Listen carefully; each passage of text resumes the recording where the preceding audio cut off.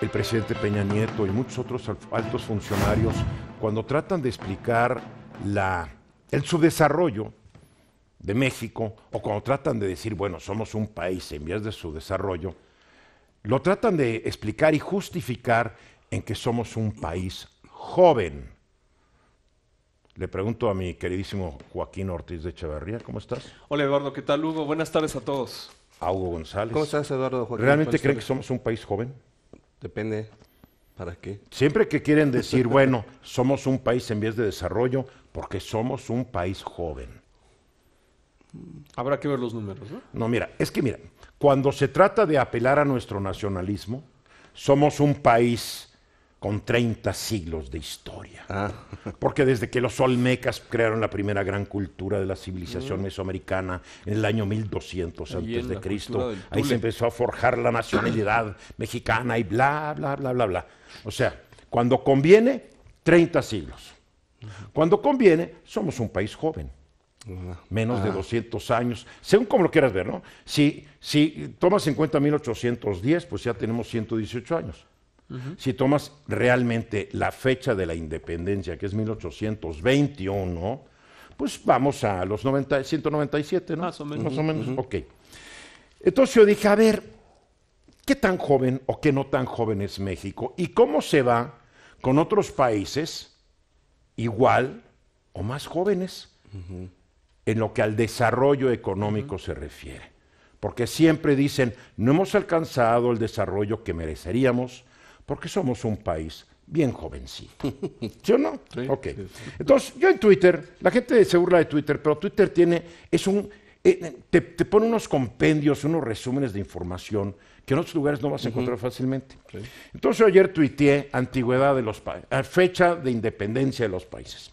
Y me pareció una gráfica en donde se puede ver a un volán de países, 186 países, en el año en que se independizaron. ¿Qué quiere decir? Que Francia nunca se independizó porque nunca tuvo nunca fue dominio. Colonia de nadie, un dominio de nadie, el Reino Unido tampoco, son países que ahí surgieron. Alemania, podemos decir que nunca se independizó, aunque nunca existió hasta fines del siglo XIX, porque Alemania era una bola de principados, reinos, Igual que Italia. cardenales electores, etcétera, igual que Italia. Sí. Entonces no están en esta lista. Porque si quisiéramos hablar de país joven, digo, México tiene 70 años más que Alemania, porque Alemania no existía hasta 1880 y tantos. Ok, entonces me encontré esta tabla y dice, a ver, países que se independizaron antes de México. Suiza en 1291, Suecia en 1523, Portugal en 1640. La gente diría, ¿de quién se independizó Portugal? Pues de España. Omán, 1650, Estados Unidos, 1776, Haití y Serbia en 1804, Ecuador en 1809. Los otros 178 países lo hicieron entre 1810 y 2011. Claro. Muchos de los que se independizaron después de México, es decir, que son aún más jovencitos que nuestra patria, son países con altos niveles de desarrollo. A ver, ahí les va. Canadá se independizó del Reino Unido en 1867. Si bien siguió perteneciendo al Commonwealth, pero tenía su primer ministro, etcétera, etcétera, y ya se manejó internamente. Australia en 1901. Noruega en 1905. ¿De quién se independizó Noruega? De Suecia. Irlanda en 1916 se independizó de Inglaterra después de siglos de estar oprimida por la pérfida Albión. Finlandia en 1917. Islandia en 1944, porque mucha gente ignora que Islandia era una colonia danesa. Corea del Sur en 1945, Israel se fundó, ya no se independizó, de la nada, la crearon en 1948, y Singapur establece su independencia en 1965 después de ser una colonia británica. Bien, ¿por qué estos países que son más jóvenes que México gozan de altos niveles de desarrollo económico, social y humano, y México no? A mí nomás se me ocurre una: el desorden político que hemos traído desde la independencia Bueno. y la clase cleptocrática que nos ha gobernado desde la independencia. Porque antes de la revolución, después de la revolución y durante la revolución, los gobernantes de este país se caracterizaron no por sus afinidades ideológicas, por sus uñas largas. La verdad, este país ha sido saqueado y explotado por sus clases gobernantes. Por eso, la cuarta transformación no puede fallar, porque López Obrador nos ha prometido que se va a acabar la corrupción, que se va a acabar la ineficiencia, que todo va a funcionar bien, con funcionarios regularmente pagados, pero bien honestos, con un aparato burocrático reducido, pero que obviamente va a trabajar mejor, por eso los superdelegados en cada estado. Porque si no lo logra, esta cuarta transformación en la cual tanto ha basado su vida, su futuro y su prosperidad Hugo González, va a ser una decepción para el 53% que votó por López Obrador y para el 10% adicional que desde la elección lo ha convencido el mensaje. O sea, aquí ya nos va a poder decir López Obrador que somos un país joven, porque ese no es la razón de nuestro subdesarrollo.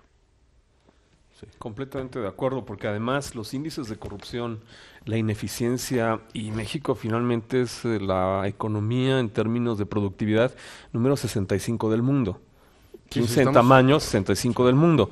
Entonces, si esto se le puede dar la vuelta en una cuarta transformación en donde esas promesas en narrativa de campaña, de comunicación, se materialicen en hechos y lo podamos ver, lo podamos vivir, lo podamos disfrutar, pues yo me pondría del lado de Hugo. Y yo no, Si digo, no, y yo no digo que en 6 años se vaya a lograr una gran transformación. Pero Algo si se puede empezamos hacer. a ver que mejoramos en los índices de corrupción, Con eso. como los mide Transparencia Internacional, porque desde nunca hemos mejorado.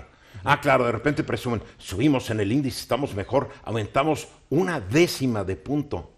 Estamos re bien. Si no aumentamos en los índices PISA, que muestran la capacidad para leer, para entender, para matemáticas, para escribir, etcétera, de jóvenes que están en quinto año, de 15 años, ¿no? Son los de 15 años. Si no vemos un avance, digo, yo ya ni le pido que logre mucho contra la delincuencia. Sí, Ya no, ya, porque es más complicado. sí. Desde la elección, antes de la elección, muchos me decían, bueno, ¿por qué estás convencido por ese señor? Yo le decía, pues es que ya no tiene de otra. O sea, ya no tiene de otra. No, ya, siempre ya tienen de otra, ¿eh? Digo, él ya no tiene Oye, de ¿tú otra. crees que el PRI no tuvo de otra llegando en 2012, después de haber perdido en 2000? ¿No tuvieron de otra? Oportunidad de oro. Oye, qué oportunidad dorada. ¿Qué crees que el PAN no la tuvo después de estar en la oposición 60, 70 años? No tuvo la oposición. Oye, No. y llegaron a más de lo mismo Pero o peor. Yo me refiero a que ya, ahora sí que les decía, ya se amoló el peje, porque ya es el santito, o sea, ya es el que le estamos entregando ya toda nuestra fe, y si no lo logra, que Dios nos agarre confesados, porque ahora sí ya no sé quién Mira, y cómo podríamos solucionarlo. Yo estoy de acuerdo. Si esto fuera un tema de fe, mañana, con agua bendita, todos nos Mira, volvemos. fe en la Virgencita Habría un de gran Guadalupe, milagro, ¿no? ¿no? Bueno, Habría un Virgencita milagro de Guadalupe, social. pero- A ese nivel llegamos, o sea, llegamos a ese nivel porque muchos desconfían, siguen desconfiando de él, pero pues ya no había como que, ay, pues como para dónde. Muchos, creo yo. Y al final, el reto de ser productivos, de lograr que México sea competitivo en muchas cosas, no nada más en las que sí lo somos a nivel internacional, y el que las estructuras que permiten la corrupción y la impunidad, y coincido con Eduardo, no solamente la criminalidad y los temas delictivos, puedan caminar y transitar a un modelo medible, que se pueda comunicar y que veamos esos resultados en la vida diaria, es un reto gigantesco. Sí. Gigantesco. Y hay que acabar con todos los mitos. El mito de la UNAM. El mito de la UNAM se basa en que es la principal universidad de México y tuvo el monopolio de la educación durante décadas. Sí. Pero dentro de la clasificación de 800 mejores universidades de QS, la UNAM está en el lugar 117. Si tú haces una relación recursos invertidos, calidad educativa, está reprobada. Sigue el Instituto Tecnológico de Estudios Superiores de Monterrey. Son las únicas 2 universidades que aparecen entre las 400 mejores del mundo. Son mitos, tenemos estos mitos fundacionales. Y siento yo, mi querido Hugo, tal vez tú no estés de acuerdo, que el nuevo gobierno se basa mucho en estos mitos. Ah, no, sí. No, vamos a agarrar un panel de maestros de la UNAM para que estudien este problema. Y todos maestros de la UNAM. Los intelectuales. Sí, son muy respetables, pero díganme el nombre de cuántos intelectuales tienen influencia en este país a nivel mundial. Muy pocos. Digo, Tienen más influencia los muertos que los vivos. sí. Entonces yo creo que hay que quitarnos ya estas mitologías, porque el reto que enfrenta el presidente electo es inmenso.